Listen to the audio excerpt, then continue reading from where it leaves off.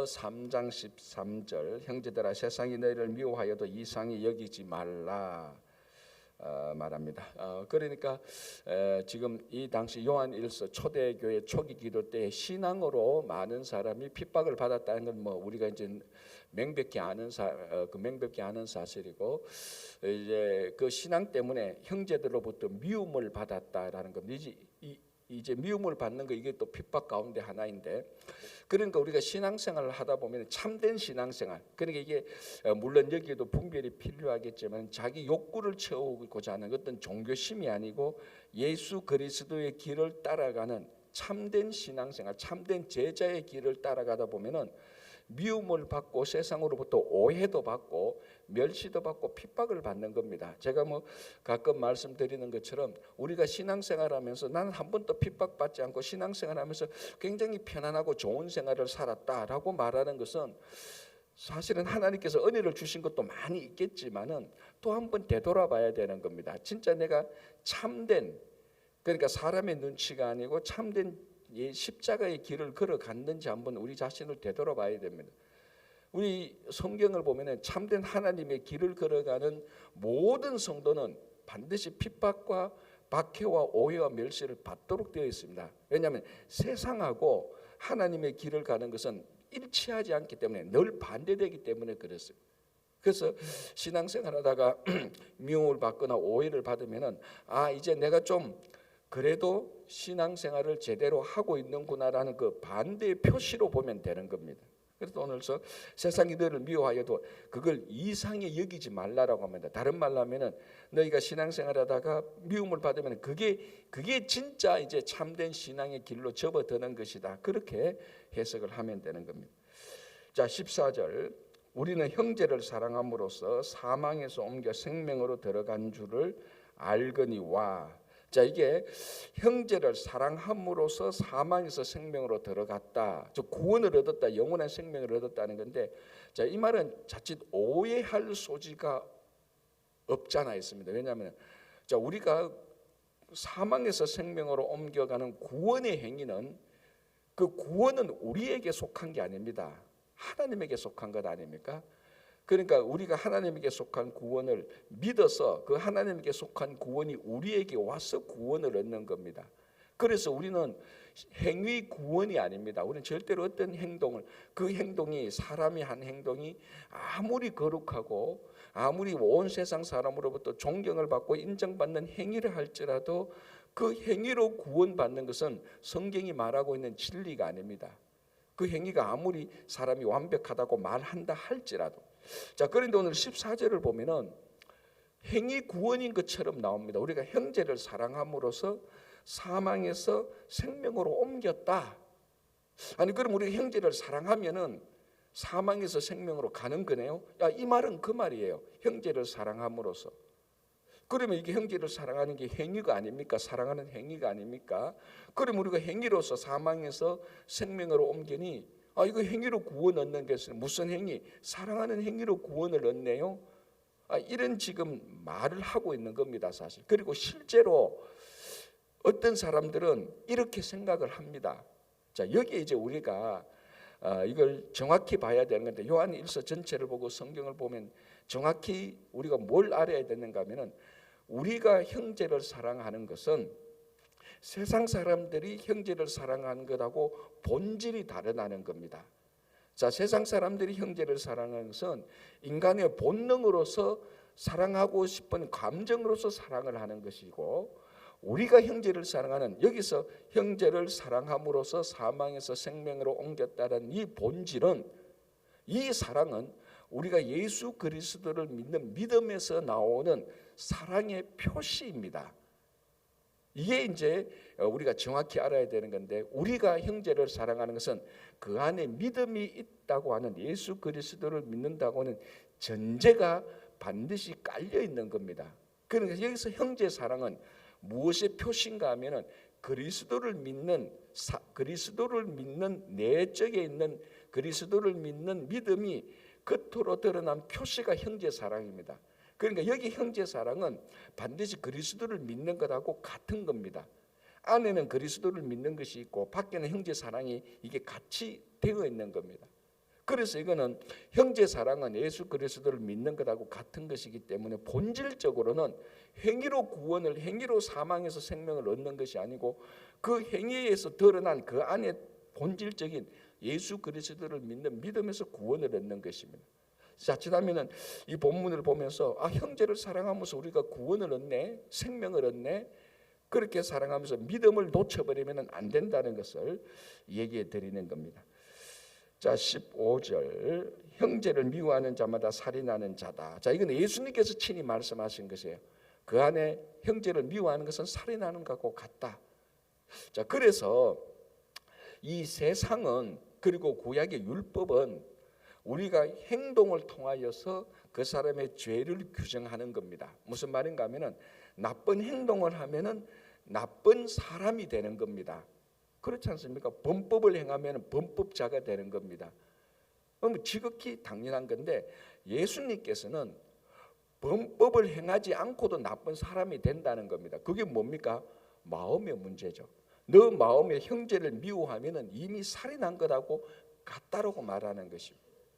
그러니까 우리가 신앙생활하고 예수 그리스도를 믿는다면 하나님께서 우리를 얼마나 엄중하게 보고 있다는 겁니다. 그러면 괜히 예수 믿어가지고 하나님이 나를 엄중하게 보고 있네, 설르덩 좀 봐줬으면 좋겠네, 그런 마음이 들지 않습니까? 자, 그러면 하나님이 우리를 엄중하게 보고 있다는 것은 그 엄중한 만큼 더 우리를 사랑하기 때문입니다.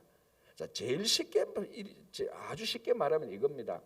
부모가 우리 옛날에 그 초등학교 때 운동회 때 가면은 아이들이 몇백 명 있지 않습니까? 그래도 부모 눈에는 자기 자식이 딱 보입니다. 자기 자식을 엄중하게 보고 있습니다. 나쁜 의미가 아니고, 우리 아이가 혹시나 저기서 달리기를 하는데 애들하고 놀고 있는데 얘기는 잘하고 재미있게 놀고 있는지, 다른 애들은 안 보지만은 우리 자식은 엄중하게 보는 겁니다. 이 엄중하다는 것은 부정적인 의미도 있을 수 있겠지만 더 정확히 말하면 정확히 관심을 가지고 보고 있는 겁니다. 그래서 우리 애들이 혹시나 넘어지면 어떨까? 다른 애들 넘어지는 건 잘 안 보이는 거예요. 그거하고 마찬가지로 하나님께서는 우리를 사랑하기 때문에 엄중하게 보고 있는 겁니다. 그래서 또 뭡니까? 다른 자식이 많이 잘못했는데 내 자식이 아닌데 다른 자식이 잘못했는데 너 왜 이거 잘못했냐라고 엄중하게 따지지 않습니다. 왜? 내 자식이 아니기 때문에. 그런데 진짜 내 자녀를 잘 키우고 싶은 부모는 자녀를 엄중하게 봅니다. 그래서 조그만 잘못이라도 부모는 그걸 마음에 품고 있죠. 언젠가는 이걸 한번 고쳐야 되겠다, 디스플린 해야 되겠다. 이건 절대로 나쁜 의미가 아니죠. 자기 자녀를 성숙시키고 좋은 자녀로 만들기 위해서. 이게 무슨 말인가 하면은 부모가 자녀를 엄중하게 보고 있다는 것은 그만큼 사랑이 있다는 겁니다. 사랑이 있으면 그 엄중하게 보죠. 사랑이 없으면 보지도 않는 겁니다.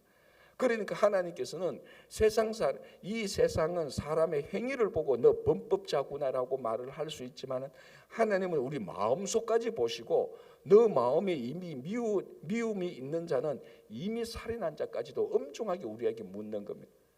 그래서 여기서 우리가 디스플린 훈련을 받으면 정말로 좋은 성도가 되는 거죠. 사람들은 마음에는 어떤 악한 생각을 하고 있어도 악한 행동을 안 하면 나쁜 사람이 아니에요. 그런데 예수 그리스도께서는 이미 그 마음을 보시고 이미 네가 밖으로 살인은 안 했다 할지라도 그 형제를 죽일 만큼 미워했다면 살인한 거하고 마찬가지라는 거예요. 그러니까 참 정말 우리가 예수 그리스도의 길을 가게 된다면 세상 사람들하고 비교할 수 없을 정도로 내적으로 성숙한 겁니다. 사실은 그게 지극히 당연한 것이, 그게 진짜 신앙생활의 열매입니다. 지금 이 열매가 부족하니까 오늘날 우리가 계속해서 사실 세상으로부터 비난을 받고 있는 겁니다. 어저께인가 아랫게 제가 신문을 보니까요. 자, 지금 전 세계적으로 기독교가 부흥하고 있습니까? 부흥하지 못하겠습니까? 제 질문을 정확히 드려야 됩니다. 전 세계적으로 기독교는 부흥하고 있어요. 아니 우리 주변에 미국 보고 이민사회 보면 지금 말하는 것마다 위기다. 그 유럽을 보십시오. 유럽은 이제 기독교보다 이슬람교가 훨씬 더 많아요. 미국도 지금 자칫하면은 요즘 뭐 젊은이들 교회 안 나오는 건 이제 일상화되는 건 아닙니까? 그러니까 우리 주변을 보면은 기독교가 부흥하고 있다는 것이 믿기지 않는데 전 세계적으로 보면 기독교는 부흥하고 있어요. 왜? 아시아하고 아프리카 쪽에 많은 사람들이 예수를 믿기 때문에 그쪽 지역에. 그런데 이제 이미 우리가 말하는 선진화된 국가, 유럽이나 미국 이런 국가에서는 기독교는 계속해서 내려가고 있습니다. 그러나 아시아나 아프리카 쪽에서 더 많이 부흥하기 때문에 평균을 내니까 전 세계적으로 기독교가 부흥하는 겁니다. 자, 여기서 뭘 알 수 있는가 하면은 왜 그러면은 미국과 유럽에 있는 기독교는 자꾸 퇴락하고 있는가? 뭐 물론 여러 가지 이유들이 있습니다. 뭐 우리 종교적으로 보면은 GNP가 뭐 1인당 개인 소득이 2만 불인가 3만 불 되면은 이제 종교심에 대한 열망이 떨어지니까 뭐 그렇다라는 심리적인 얘기도 들 수, 그런 어떤 심리적인 이유도 말할 수 있지만은 여전히 우리가 성도로서 봐야 될 중요한 것은요. 이 미국이나 유럽 기독교 국가 이제 그러니까 기독교가 먼저 도는 나라에서 여전히 세상으로부터 인정받지 못하는 이유는 바로 이겁니다. 진짜 크리스찬이 세상 사람보다 내적으로 더 성숙했는가 아닌가 이것 때문이에요. 사실은 여전히 지금도 이 크리스찬들이 세상에 나쁜 의미가 아니고 좋은 의미로 매력적이라면은 이 사람들은 교회로 올 수 있는 겁니다.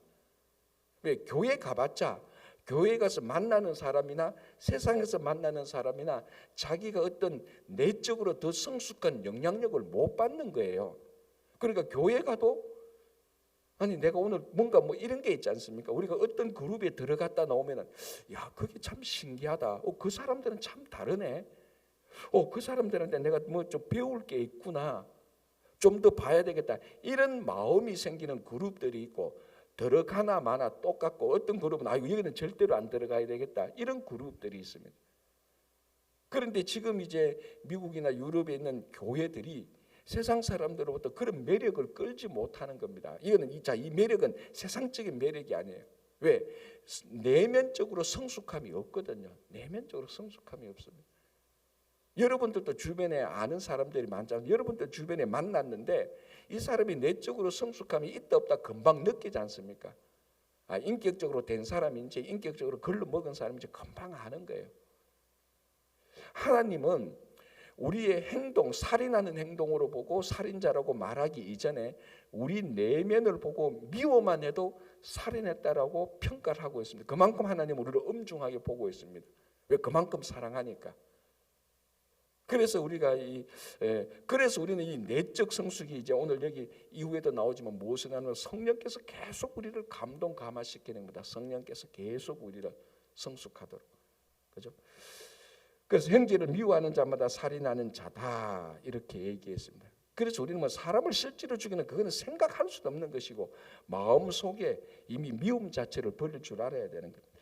자, 16절 그가 우리를 위하여 목숨을 버리셨으니 우리가 이로써 사랑을 알고 우리도 형제들을 위하여 목숨을 버리는 것이 마땅하니라. 자, 이 3장 요한일서 3장 16절을 보면서 여러분이 어떤 생각이 듭니까? 자, 이렇게 사도 요한이 글을 쓸 수 있었다는 겁니다. 뭔가 하면은 예수께서 우리를 위해서 목숨을 버리셨으니 그다음 뭐라 하는가? 당신들도 형제들을 위하여서 목숨을 버리는 것이 마땅하다라고 말을 하는 겁니까? 자, 요즘 이렇게 말할 수 있는 사람이 있습니까?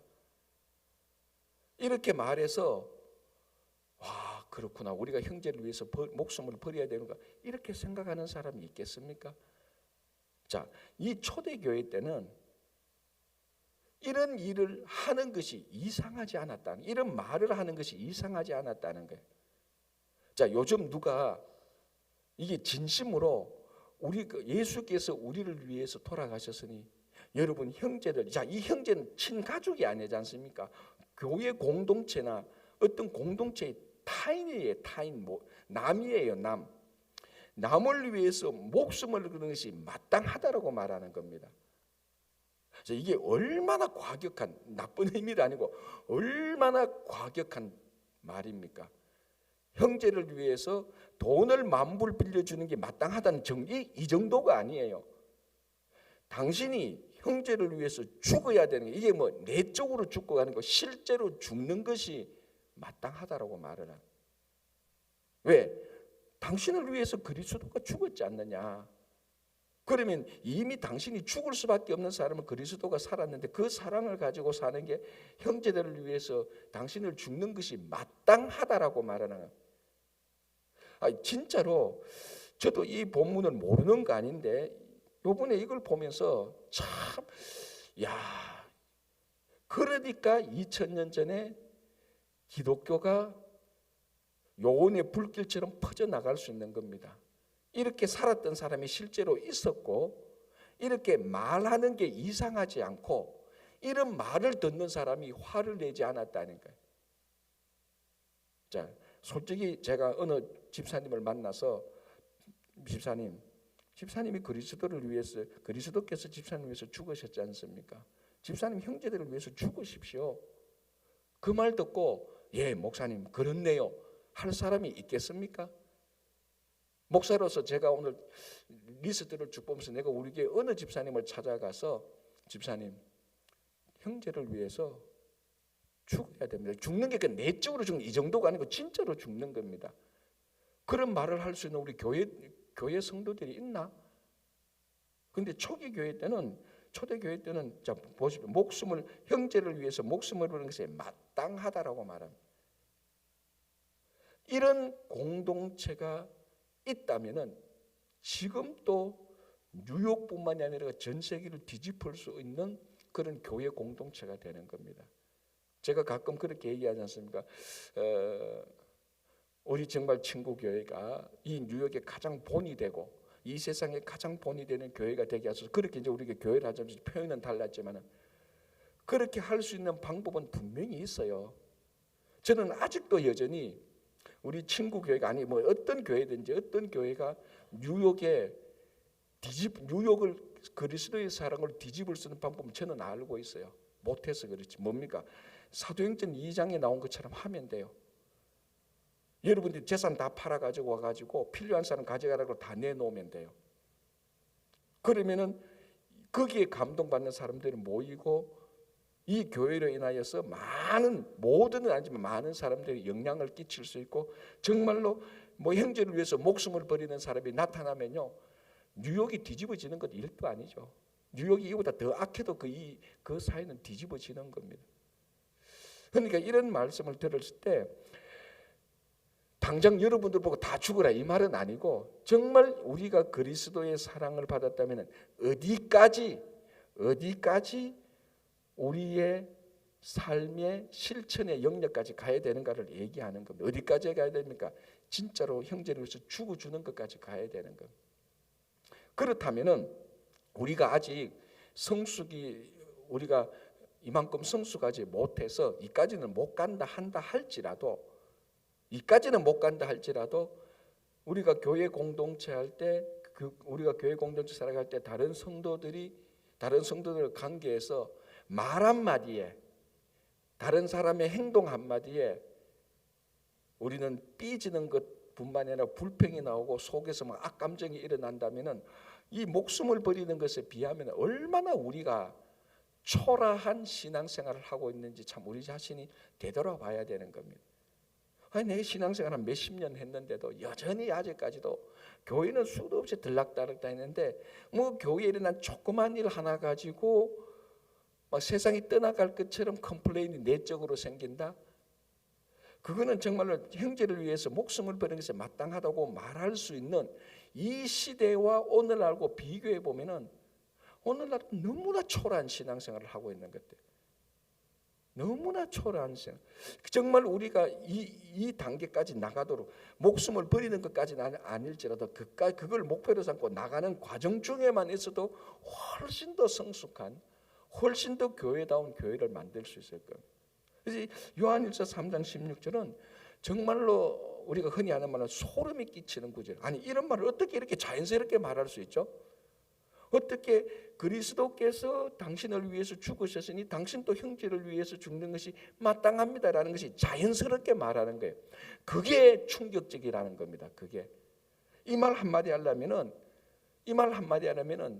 진짜로 며칠 동안을 기도하고 해야 되냐면 그래도 이 말은 못해요. 우리는 지금 이 상황에서. 그런데 이 말을 하는 당연한 교회 공동체는 얼마나 능력이 있는 공동체. 이런 사람들이 모인 이 세상을 누가 이기겠냐는 겁니다. 자, 그래서 한번 보십시오. 4장 4절 보십시오. 4장 4절 자녀들아 너희는 하나님께 속하였고 또 그들을 이기었나니 이는 너희 안에 계시니가 세상에 있는 자보다 크심이라. 그러니까 이미 이제 그들을 이겼다는 이런 공동체 사람은 세상을 이겼다는 겁니다. 이런 공동체를 누가 이기겠습니까? 형제를 위해서 목숨을 버려버리는데 누가 이기겠어요? 그죠? 이제 이런 흔적들이 우리가 이제 초기 교회 그 공동체가 보면 그런 흔적들이 아직까지도 남아 있는 겁니다.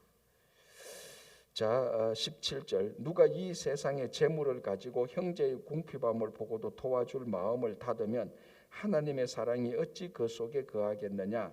자녀들아 우리가 말과 혀로만 사랑하지 말고 행함과 진실함으로 하자. 야, 참 요한 1서는 보면은 참 우리를 부끄럽게 만들어요. 그죠? 참 보십시오. 만약에 너희들이 형제를 사랑한다라고 말하면서 물질로 형제가 궁핍함일 때 그걸 물질로 실제로 도와주지 않는다면 그게 어떻게 형제를 사랑한다고 말하냐. 아주 구체적으로 말합니다. 그리고 우리가 늘 잘하는 거 말과 혀로만 사랑하지 말자. 행함과 진실함으로 하자라는 거예요. 그죠? 얼마나 우리가 그토록 말을 많이 합니까? 참 이 말씀을 들으면은 참 우리가 엄청난 도전을 받는 거죠. 그러니까 이런 말씀이 우리 앞에 있다는 게 또 얼마나 감사한 줄 몰라요. 그리고 우리가 어떻게 행할 줄을 좀 명백히 알려주는 것 아닙니까? 자, 한번 보십시오. 19절 보시기 바랍니다. 이로써 우리가 진리에 속한 줄을 알고라고 합니다. 이로써. 자, 여기서 이로써는 뭡니까? 말과 혀로만 사랑하지 말고 행함과 실천으로 행함으로 사랑함으로써 진리에 속한 줄을 안다는 겁니다. 그러니까 행함과 진리가 있는데 나는 진리에 속한 사람이다라고 100번 말해도 그 필요 없다는 겁니다. 당신이 진리 안에 있는지 없는지는 행함으로 드러나는 겁니다. 그래서 19절에 이로서라는 이 말은 굉장히 중요한 단어입니다. 이로써 우리가 진리에 속한 줄을 안다. 자, 요한 1서의 큰 배경이 뭐라 그랬죠? 영주주의라는 어떤 이단들 사이비 가르침이라 말했죠. 자, 이 사람들은 자기들만 아는 신비한 지식, 자기들만 아는 아주 폐쇄적인 영적인 지식의 그 영적인 지식만이 진리라고 생각을 했어요. 그래서 자기 공동체에 들어와서 그 진리를 그 영적인 지식을 아는 사람이 진리를 안다고 생각했어요. 그런데 사도 요한은 뭐라고 말합니까? 누가 진리에 속한 자라고요? 행함으로 사랑을 실천하는 자가 진리에 속한 거라 그랬어요. 자, 여러분 어느 게 더 파워가 어느 게 더 능력이 있겠습니까? 야, 우리는 이 공동체에 들어와서 이 아무도 모르는 비밀한 지식을 가르쳐 줄게. 이거 아는 게 이게 진리야. 이런 사람들이 모인 사람하고 예수 그리스도의 사랑을 알고 그 사랑을 실천하는 사람하고 누가 더 파워가 있겠어요? 누가 더 진리겠어요? 말할 것도 없죠. 예수 그리스도의 사랑을 그걸 말과 혀로만 사랑하자고 얘기해서 행함과 진실함으로 실행하는 사람, 이 사람이 진리인 사람이죠. 그래서 여기서 이로써 행함과 진실함으로써 실천하는 것이 그게 진리입니다. 그래서 여러분 진리 가운데 살고 싶습니까? 사랑을 행하면 돼요. 그게 진리라는 거예요. 그렇죠? 자, 20절 21절 이는 우리 마음이 혹 우리를 책망할 일이 있어도 하나님은 우리 마음보다 크시고 모든 것을 아시기 때문이라. 사랑하는 자들아, 만일 우리 마음이 우리를 책망할 것이 없으면 하나님 앞에서 담대함을 얻고. 자, 20절 21절을 보면은 우리가 하나님 앞에 우리 마음에 책망할 것이 없으면 하나님 앞에 담대함을 얻습니다. 자, 그러면은 우리 가운데 우리가 마음을 하나님 앞에 내어 놓아서 책망할 것이 없다라고 판정받을 마음이 어디 있겠습니까? 저는 자신 없어요. 진짜 저는 자신 없어요. 다 우리 자신 없잖아요. 자, 그러면은 책망할 것이 없어야 하나님 앞에 담대하게 나가는데 내 마음을 보니까 책망할 것밖에 없단 말이죠. 하나님 앞에 못 나가겠네. 논리적으로는 그런데 20절을 보면은 뭐라고 말하는가 하면은 그걸 하나님께서 다 알고 계신다는 겁니다. 너희들 마음이 다 책망할 것밖에 없다. 다 알고 있다는 겁니다. 그럼 이 말은 뭡니까? 책망할 것밖에 없어도 하나님께서 예수 그리스도의 사랑을 통해서 책망할 것을 다 지워주시니까, 그러니까 책망할 것이 실제는 있는데 그것을 판단하시는 하나님께서 책망할 것이 없는 것으로 인정해서 하나님 앞에 담대하게 나오도록 해준다는 겁니다. 그럼 하나님 앞에 우리가 죄인으로는 못 나가요. 하나님의 공의의 자리니까. 그런데 예수 그리스도의 보혈의 공로로 판단하신 하나님께서 우리의 죄를 보는 것이 아니고 예수 그리스도의 의를 보시고 우리를 죄 없다고 인정하니까 통과되는 거라고 똑같은 겁니다. 그러니까 아이고 내 마음이 이것도 찝찝하고 저것도 찝찝하고 어떻게 내가 감히 하나님 앞에 나가겠나, 그런 걸 하나님께서 알고 계시고 우리 마음에 책망할 것이 없다라고 인정하니까 그 앞에 담대하게 나가면 된다는 겁니다. 그러니까 그건 나의 공로는 하나도 없는 거죠. 그렇죠? 지금 그걸 20절, 21절에 말하고요. 자, 한번 보시기 바랍니다. 22절 보시기 바랍니다. 무엇이든지 구하는 바를 그에게 받나니. 자, 요것만 보면은 큰 수수. 무엇이든지 구하는 바를 그에게서 받는다. 구하는, 자, 그러면은 여러분들이 무엇이든지 구했는데 하나님께 다 받았습니까? 이거 보면 아직도 나 지금 이거 지금 구하고 있는데 아직도 응답도 안 되고, 옛날에 이런 거 저런 거 구했는데 아직도 응답 안 된 게 있는데 그런 것들이 있지 않습니까? 자, 그런데 그 다음 구절을 보시기 바랍니다. 22절에 무엇이든지 구하는 바를 그에게서 받나니 이는 우리가 그의 계명을 지키고 그 앞에서 기뻐하시는 것을 행함이라. 무슨 말인가 하면은 우리가 기도하는 것을 하나님께서 주시는 이유는, 기도의 응답을 주시는 이유는 하나님의 계명을 행하기 위해서 주신다는 겁니다. 무엇이든지. 그러니까 우리가 성경 앞에서 했던 것하고 똑같죠. 너희들이 구하여도 얻지 못하면 첫 번째는 구하지 않는 것이고 두 번째는 정욕을 위해서 구함이라고 말합니다. 정욕을 위해서 구하는 건 무엇이든지 들어줍니까? 그건 하나님께서 응답 안 하시는 거죠.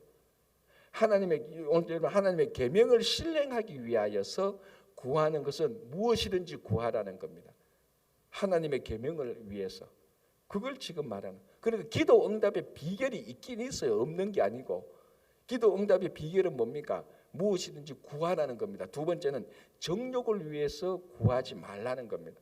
하나님의 나라를 위해서, 하나님의 뜻을 행하기 위해서 구하는 것은요 100% 다 들어주십니다. 물론 시간 차이는 좀 있을 수 있죠. 오늘도 여기 보면 이는 우리가 그의 계명을 지키고 그 앞에서 기뻐하시는 것을 행함이니라. 하나님의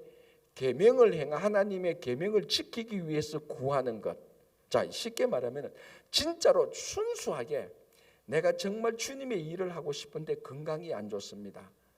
주님, 내가 아파서 건강을 좋다기보다는, 물론 그것도 당연히 우리가 기도해야 되겠지만 주님의 일을 진짜로 하고 싶은데 내가 건강이 이런 부분이 있는데 주님 이거 해결해 주십시오.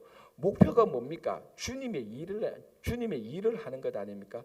그 기도는 하나님께서 한 번도 안 들어주신 적이 없습니다. 그러니까 우리가 우리 기도를 분별해 봐야 됩니다. 내가 내 기도를 분별해 봐야 됩니다. 이게 정욕을 위한 기도인지 하나님의 나라를 위한 기도인지. 그죠? 자, 23절 그의 계명은 이것이니 곧 그 아들 예수 그리스도의 이름을 믿고 그가 우리에게 주신 계명대로 서로 사랑할 것이라. 그 계명이 뭡니까? 서로 사랑하는 것이 계명인데 그 안에 모든 계명이 다 들어가 있는 거죠. 24절 그의 계명을 지키는 자는 주 안에 거하고 주는 그의 안에 거하시니 우리에게 주신 성령으로 말미암아 우리 안에 거하시는 줄을 우리가 안다. 그러니까 우리가 주님의 안에 거하고 있다는 것을 주께서 주시는 성령으로 알게 된다는 겁니다. 주께서 주시는 성령으로. 그러니까 우리가 주님의 일을 행하고 무엇이 진리인지 이걸 알게 하는 분은 성령이다라고 얘기를 합니다. 그러니까 이 이단들은, 영지주의와 같은 이런 이단들은 성령을 믿지 않습니다. 자, 이제 그게 4장 1절에 나오는 겁니다. 자, 바로 보겠습니다. 사랑하는 자들아, 영을 다 믿지 말고 오직 영들이 하나님께 속하였나 분별하라.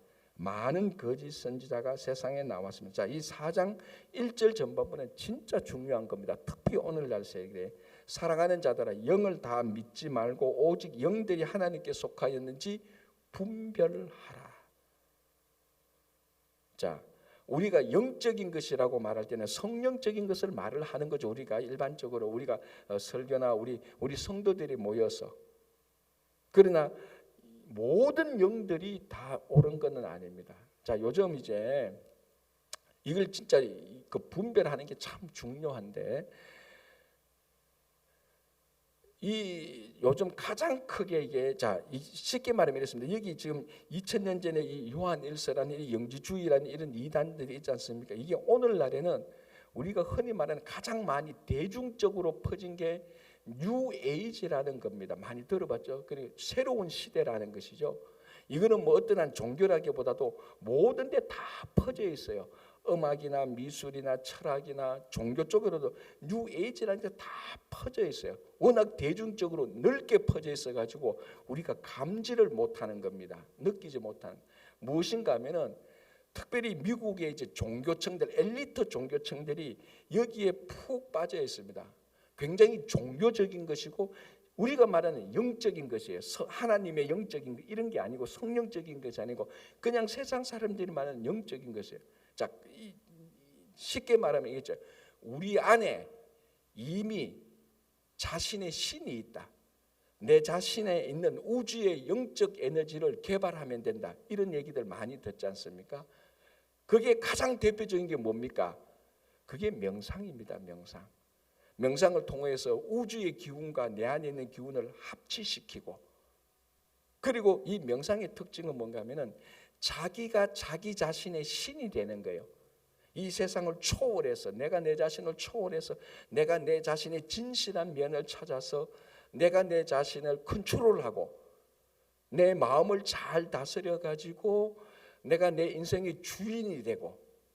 자, 세상 사람들이 이런 얘기를 들으면 굉장히 매력적이에요. 내가 내 인생의 주인이 되고 우주의 영적인 기운과 합치되고 내 마음을 잘 다스려서 내 인생을 내가 핸들링하고. 세상 사람들은 다 원한다고요, 그게. 그런데 이게 죄인으로 태어난 우리에게는 가장 위험한 발언이라는 거예요. 우리가 우리 자신이 신이고 우리가 우리 인생의 주인입니까? 아니죠. 우리의 주인은 누굽니까? 예수 그리스도 아닙니까? 그러니까 이렇게 말을 하면은 이 많은 예수 믿는 사람도 굉장히 매력적인 말에 거기에 들어가는 거예요. 그래서 예수 믿는 사람도 명상한다고 난리를 쳐요. 우리는 명상을 하는 게 아니고 하나님의 말씀을 계속해서 새겨야 되는 거예요. 이게 뉴에이지라는 거대한 흐름인데 워낙 대중화가 되었기 때문에 많은 성도들하고 얘기해 보면요, 제가 새벽 기도하니까 이러면 안 돼. 제가 표현을 안 해서 그렇지 웃기는 성도들이 굉장히 많아요. 이 사람이 예수를 믿는 건지 안 믿는지 헷갈려요. 그러니까 이런 명상에 많이 들어온 게 힌두교고 그게 요가예요, 사실은. 그래서 성도들이 요가하는 거요 진짜 조심해야 되고 안 해야 돼요, 그거.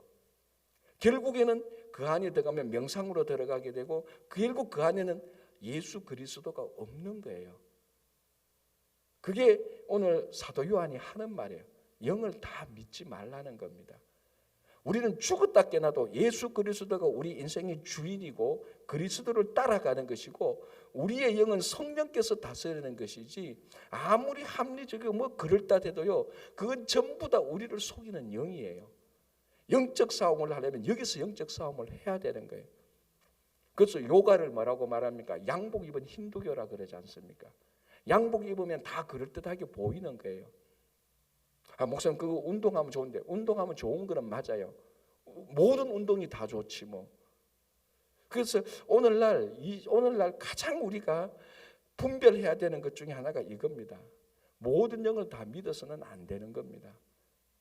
그러니까 예수 그리스도를 이렇게 따라가니까 예수 그리스도가 안 보이네. 그거 전부 다 그러면은 그거는 전부 다 이단이고 사이비예요. 이렇게 따라가 보니까 예수 그리스도가 보이네. 그거는 맞아요. 그래서 4장 1절에 사랑하는 자들은 영을 다 믿지 말고 오직 영들이 하나님께 속하였는지 분별하라. 하나님께 속된, 이게 진짜 우주를 창조하시고 우리를 사랑해서 독생자 예수 그리스도를 내어주신, 그리고 우리가 이 땅에 살아가서 성령의 감동 감화를 주신 거기에 속한 것인지, 아무리 목사님 지금 뭐 명상이나 이런 것도 모든 사람이 다 해요라고 말합니다. 모든 사람이 다 해도 모든 사람이 다 잘못된 거예요. 그거는 다 잘못된 거예요. 다시 말씀드리면, 아니 예수 멀쩡하게 예수 믿는 사람이 명상한다고 막 거기 쫓아다녀요. 그게 다 잘못된 영에 들어가는 겁니다. 잘못된 영. 그래서 오늘 이 요한일서 4장 1절에 굉장히 오늘날 우리들에게 분별하는 도전을 주고 있는 겁니다. 그래서 여러분 늘 예수 그리스도를 믿고 말씀과 기도와 찬양과 예배 속에 거하는 가장 기본적인 본질적인 예수님의 자녀가 되시기를 바랍니다. 기도하겠습니다. 하나님 아버지, 세상이 너무나 많이 미혹하고 유혹하는 영들이 있는 이 시대입니다. 우리가 정말